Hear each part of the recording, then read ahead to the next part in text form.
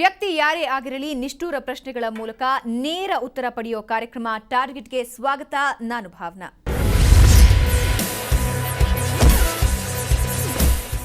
ಇವತ್ತಿನ ನಮ್ಮ ಟಾರ್ಗೆಟ್ ಋಷಿಕುಮಾರ ಸ್ವಾಮೀಜಿ. ಋಷಿಕುಮಾರರೇ, ಕಾರ್ಯಕ್ರಮಕ್ಕೆ ಸ್ವಾಗತ. ಶರಣಾರ್ಥಿ ವ್ಯಕ್ತಿ ಯಾರೇ ಆಗಲಿ ನೀನು ನೇರವಾಗಿ ಉತ್ತರ ಕೊಟ್ಟೆ ಅಭ್ಯಾಸ, ಅದಕ್ಕೆ ಶರಣಾರ್ಥಿ ಹೇಳಿ. ಖಂಡಿತ. ಆದರೆ ನಿಮ್ಮ ಡೆಸಿಗ್ನೇಷನ್ ಏನು ಅನ್ನೋದು ನನಗೆ ಕನ್ಫ್ಯೂಷನ್ ಹೇಳಿದೆ. ನಿಮ್ಮ ಡೆಸಿಗ್ನೇಷನ್ ಏನು? ಋಷಿಕುಮಾರರು ಮಠಾಧೀಶರ, ಡಾನ್ಸರ, ಆಕ್ಟರ, ಡಿಟೆಕ್ಟಿವ? ಅಡ್ಗೆಯವರ, ಡಿಟೆಕ್ಟಿವ, ಹೊಲ್ಗೆಯವರ, ಡ್ರೈವರ, ಕುಕ್ಕರ, ಗ್ರೈಂಡ್ರ, ಅವರವರ ಭಾವಕ್ಕೆ ಬಿಟ್ಟದ್ದು.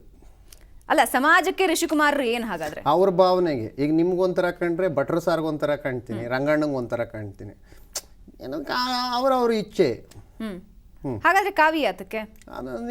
ನಿಮ್ಮ ಕಾವ್ಯ ರೂಪದಲ್ಲಿ ಕಾಣ್ತಾ ಇದ್ದೀನಿ, ಇನ್ನೊಬ್ರಿಗೆ ನೃತ್ಯ ರೂಪದಲ್ಲಿ ಕಾಣ್ತಾ ಇದ್ದೀನಿ, ಇನ್ನೊಬ್ರಿಗೆ ಭರತನಾಟ್ಯ ರೂಪದಲ್ಲಿ ಕಾಣ್ತಾ ಇದ್ದೀನಿ, ಇನ್ನೊಬ್ರಿಗೆ ಅದನ್ನೇ ಕರೆದರೆನ್ನ ಅಲರು ಕರಿಯ ಎನ್ನುತ್ತ, ಮತ್ತೆ ಕರೆದರೆನ್ನ ಅಲರು ಬಿಳಿಯ ಎನ್ನುತ್ತ. ಕೆಲವ್ರು ಕರಿಯ ಅಂದ್ರು, ಕೆಲವ್ರು ಬಿಳಿಯ ಅಂದ್ರು, ಬಹು ಉದ್ದ ಅಂದ್ರು, ಬಹು ಕುಳ್ಳ ಅಂದ್ರು, ಭಯಂಕರ ಇವನು ಅಂದ್ರು, ಬಹು ಸ್ವಾರ್ಥಿ ಇವನು ಅಂದ್ರು, ಇವನು ಈ ಮನೆಹಾಳ ಅಂದ್ರು, ಹಂಗಂದ್ರು ಹಿಂಗಂದ್ರು. ಅವ್ರವ್ರ ಭಾವನೆಗೆ ಬಿಟ್ಟಿದ್ದು. ನಾನು ಹೆಂಗಿದ್ದೀನೋ ಹಂಗೆ ಇದ್ದೀನಿ. ಅಲ್ಲ, ಜನ ನಿಮ್ಮನ್ನ ಏನ್ ಕರಿಬೇಕು ಅಂತ ಅದು ಅವ್ರ ಇಷ್ಟ ಬಂದಂಗೆ ಕರ್ಕೊಳ್ಳಿ ಬಿಡಿ, ನನಗೂ ನಿಮ್ಗೆ ಯಾಕೆ ತೊಂದರೆ? ಹಾಗಾದ್ರೆ ನಿಮ್ಮದು ಅಂತ ಏನು ಇಲ್ವೇ ಇಲ್ಲ, ನಿಮ್ಮ ವ್ಯಕ್ತಿತ್ವನೇ ಇಲ್ಲ. ಅಲ್ಲ, ನನ್ನದು ಅನ್ನೋದು ಏನಾದ್ರು ಇದ್ದಿದ್ರೆ ಕಾವ್ಯ ಹಾಕೋಬೇಕಾಗಿರ್ಲಿಲ್ಲ. ನಂದು ಅಂತ ಏನು ಇಲ್ಲ ಅನ್ನೋದಕ್ಕೆ ಕಾವ್ಯ ಹಾಕೊಂಡಿದೆ. ತಿರುಕನಾನಯ್ಯ. ಮುಂದಿನ ಪ್ರಶ್ನೆ. ಓಕೆ, ಮಠಾಧೀಶರು ಅಂದ್ರೆ ನಿಮ್ಮ ಪ್ರಕಾರ ಯಾರು?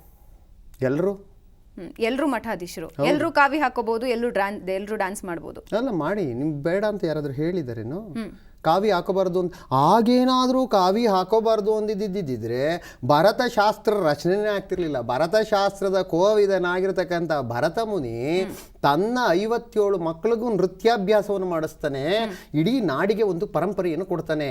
ನೃತ್ಯ ಅನ್ನೋದು ಒಬ್ಬ ಮುನಿ ತತ್ವವೇ ವಿನಃ, ಒಬ್ಬ ಸನ್ಯಾಸಿ ತತ್ವವೇ ವಿನಃ, ಒಬ್ಬ ಋಷಿ ತತ್ವವೇ ವಿನಃ ಬೇರೆ ಅಲ್ವಲ್ಲ. ಮುಂದಿನ ಪ್ರಶ್ನೆ. ಅಲ್ಲ, ಮಠಾಧೀಶರು ಅಂದ್ರೆ ನಿಮ್ಮ ಪ್ರಕಾರ ಏನು? ಕಾವಿ ಧರಿಸೋರು ಅಂದ್ರೆ ನಿಮ್ಮ ಪ್ರಕಾರ ಏನು? ಅಲ್ಲ, ಕಾವಿ ಧಾರಣೆ ಮಾಡ್ಕೊಂಡಿರೋ ಅಂತವ್ರು ಒಬ್ಬೊಬ್ರು ಒಂದೊಂಥರ ಇದ್ದಾರೆ. ನಿಮ್ಗೆ ದೊಂಬಿದಾಸರು ಗೊತ್ತು, ಕಾವ್ಯ ಹಾಕಂತಾರೆ. ಆಮೇಲೆ ಕಾಡ್ಸಿದ್ರು ಗೊತ್ತು, ಕಾವ್ಯ ಹಾಕಂತಾರೆ. ಜೇಲ್ಸಿದ್ರು ಕಾವ್ಯ ಹಾಕಂತಾರೆ. ಅನೇಕ ಜನ ಕಾವ್ಯ ಹಾಕೊಳ್ತಾರೆ. ಆ ಕಾವಿನಲ್ಲಿ ಬೇರೆ ಬೇರೆ ವಿಧಾನಗಳಿದೆ. ನಾನು ಕೃಷ್ಣನನ್ನು ಪೂಜೆ ಮಾಡ್ತೀನಿ, ಕಾವ್ಯ ಹಾಕೊಂಡಿದ್ದೀನಿ ಅಂತಾರೆ. ಶಿವನನ್ನು ಪೂಜೆ ಮಾಡ್ತೀನಿ, ಕಾವ್ಯ ಹಾಕೊಂಡಿದ್ದೀನಿ ಅಂತಾರೆ. ರಾಮನನ್ನು ಪೂಜೆ ಮಾಡ್ತೀನಿ, ಕಾವ್ಯ ಹಾಕೊಂಡು. ರಾಮದಾಸಿಂದ ಹಿಡಿದು ಲಕ್ಷ್ಮಣ ದಾಸ್ನವರೆಗೂ ಎಲ್ಲರೂ ಇದ್ದಾರೆ. ಅಲ್ಲ, ನೀವು ಯಾರನ್ನ ಹಾಗಾದ್ರೆ? ಅದು ನಿಮಗೆ ಬಿಟ್ಟಿರೋದು ಯಾರು ಅಂತಂದ್ರೆ, ನಾನು ರಾಮನ ಕಥೆ ಹೇಳ್ತೀನಿ, ಭೀಮನ ಕಥೆ ಹೇಳ್ತೀನಿ, ವೀರ ಅಭಿಮನ್ಯುವಿನ ಕಥೆ ಹೇಳ್ತೀನಿ, ಕೃಷ್ಣನ ಕಥೆ ಹೇಳ್ತೀನಿ, ನೃತ್ಯ ಮಾಡ್ತೀನಿ. ಒಂದು ಕಥೆ ಹೇಳಿ, ನೀವು ಯಾರನ್ನ ನಾನು ಎಲ್ಲರನ್ನೂ ಹಿಂಬಾಲಿಸ್ತಿದ್ದೀನಿ. ತಗೊಳ್ಳಿ, ನಿಮ್ಮನ್ನು ಸೇರಿಸಿ. ಮುಂದಿನ ಪ್ರಶ್ನೆ. ಅಲ್ಲ, ನಾನು ಕಾವಿ ತೊಟ್ಟಿಲ್ವಲ್ಲ. ಕಾವಿ ತೊಟ್ಟವ್ರನ್ನೇ ನಾನು ಹಿಂಬಾಲಿಸ್ಬೇಕು ಅನ್ನೋಂಥದ್ದಿಲ್ವಲ್ಲ.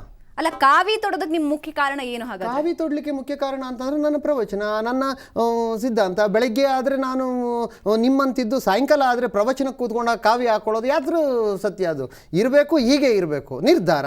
ಮುಂದಿನ ಪ್ರಶ್ನೆ. ನಿರ್ಧಾರ. ಓಕೆ, ಹಾಗಾದ್ರೆ ಬಿಗ್ ಬಾಸ್ಗೆ ಹೋಗೋದಕ್ಕೆ ಏನ್ ಕಾರಣ? ಬಿಗ್ ಬಾಸ್ಗೆ ಹೋಗೋದಕ್ಕೆ ನನ್ನ ಹಲವಾರು ಕಾರಣಗಳು. ನನ್ನ ಮಠ ಇದೆ, ನನ್ನ ಮಠಕ್ಕೆ ಬೇಕಾದಷ್ಟು ಜನ ಭಕ್ತಾದಿಗಳಿದ್ದಾರೆ. ಆ ಭಕ್ತಾದಿಗಳಿಗೆ ಅನ್ನ ಇದೆ, ಆ ಹಸುಗಳಿದಾವೆ, ಹಸುಗಳಿಗೆ ಅನ್ನ ಇದೆ. ನಾನು ದುಡ್ದು ಅಮ್ಮ ತಿಂತಾ ಇರೋದು. ಬಿಗ್ ಬಾಸ್ ಮನೆಯಲ್ಲಿ ಸುಮ್ಮನೆ ಕೂತ್ಕೊಂಡು ನಾನು ತಿನ್ಲೇ ಇಲ್ವೇ? ಎಲ್ರಿಗೂ ಅಡುಗೆ ಮಾಡಾಕ್ಬಿಟ್ಟು ನಾನು ತಿಂದಿದ್ದೀನಿ. ನನ್ನ ಕೆಲಸವನ್ನು ನಾನು ಮಾಡಿ ಇಷ್ಟಪ್ಪ ಅನ್ನ ತಿಂದಿದ್ದೀನಿ ಅನ್ನೋ ತೃಪ್ತಿ ನನಗಿದೆ. ಮುಂದಿನ ಪ್ರಶ್ನೆ. ಓಕೆ, ಇವಾಗ ಮಠಾಧೀಶರು ಎಲ್ಲರೂ ಕೂಡ ಇಂತಹ ಒಂದು ಆಪ್ಷನ್ ಹೋಗ್ಬಿಟ್ಟು ಎಲ್ಲರೂ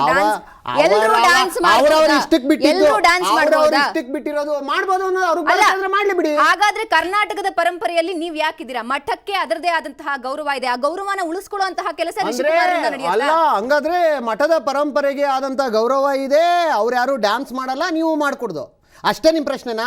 ಹಾಗಾದ್ರೆ ನೀವು ಕರ್ನಾಟಕದ ಪರಂಪರೆ ಏನು? ಕರ್ನಾಟಕದ ಪರಂಪರೆನಲ್ಲಿ ಡ್ಯಾನ್ಸ್ ಬರದೇ ಇರೋಂಥದ್ದು ಅನ್ನುವಂಥದ್ದು ಇದೆಯಾ? ಮಠಾಧೀಶರು ಡ್ಯಾನ್ಸ್ ಮಾಡಿದ್ದು ಮೊದಲನೇ ಬಾರಿ ಭಾವನಾ ನೋಡ್ತಾ ಇರೋದು, ಅಥವಾ ಕರ್ನಾಟಕದ ಜನ ನೋಡಿದ್ದು? ಅದು ನಿಮಗ್ ಬಿಟ್ಟಿರುವಂತದ್ದು.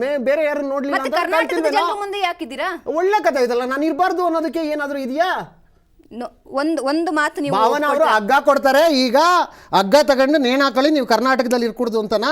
ಅಲ್ಲ, ಭಾವನ ಹಗ್ಗ ಕೊಡ್ತಾಳೆ, ಇವಾಗ ನೀವು ನೇಣ್ ಹಾಕಳಿ ಅಂತನಾ? ಅದನ್ನ ನಾನು ಖಂಡಿತ ಹೇಳ್ತಾ ಇಲ್ಲ. ಕರ್ನಾಟಕದ ಜನರು ಇವತ್ತು ಮಠದ ಪರಂಪರೆ ಏನು ಅಂತ ನಿಮಗೂ ಗೊತ್ತು. ಅವರವರ ಭಾವಕ್ಕೆ ಇವತ್ತು ಈಗಲೇ ಹೇಳ್ತಾ ಇದ್ದೀನಿ. ನನಗೆ ಬೆಳಗ್ಗಿಂದಲೂ ನಾನು ಕರೆಗಳನ್ನ ಸ್ವೀಕರಿಸಿದ್ದೀನಿ. ಒಬ್ರು ಕರ್ನಾಟಕದಿಂದ ರೆಪ್ರೆಸೆಂಟೇಟಿವ್ ಮಾಡುವಂತ ಸ್ವಾಮೀಜಿ ನೃತ್ಯವನ್ನ ರೆಪ್ರೆಸೆಂಟೇಟಿವ್ ಮಾಡ್ತಿದ್ದಾರೆ ಅಂತಂದ್ರೆ ಯಾಕ್ರಿ ಒಪ್ಕೋತಾ ಇಲ್ಲ ನೀವು? ನೃತ್ಯದಲ್ಲಿ ಹೆಣ್ಮಕ್ಳು ಸೊಂಟ ಹಿಡ್ಕೊಂಡು ತಿರುಗೋದು ಅದು ಮಠಾಧೀಶರ ಅಲ್ಲ. ನೀವು ಅದನ್ನ ಪೂರ್ಣವಾಗಿ ನೋಡೇ ಇಲ್ಲ, ಭಾವನಾ ಅನ್ಸುತ್ತಷ್ಟೇ. ಈಚ್ ಅಂಡ್ ಎವ್ರಿ ಎಪಿಸೋಡ್ ನೋಡದೆ ಯಾರು ಇಲ್ಲಿ ಬಂದು ಕೂತ್ಕೊಳ್ಳಲ್ಲ ಋಷಿಕುಮಾರ್ ರೇ. ನಿಮ್ ಜೊತೆ ಇನ್ನಷ್ಟು ನಾನು ಚರ್ಚೆ ಮಾಡ್ತೀನಿ. ಅದಕ್ಕೆ ಮುಂಚೆ ಬ್ರೇಕ್ ತಗೋತಾ ಇದ್ದೀನಿ. ಓಕೆ, ಅದಕ್ಕೂ ಮುಂಚೆ ಒಂದು ಚಿಕ್ಕ ಬ್ರೇಕ್ ತಗೊಳ್ಳಿ. ಟಾರ್ಗೆಟ್ ಮುಂದುವರಿಯುತ್ತೆ ಒಂದು ಬ್ರೇಕ್ನ ನಂತರ.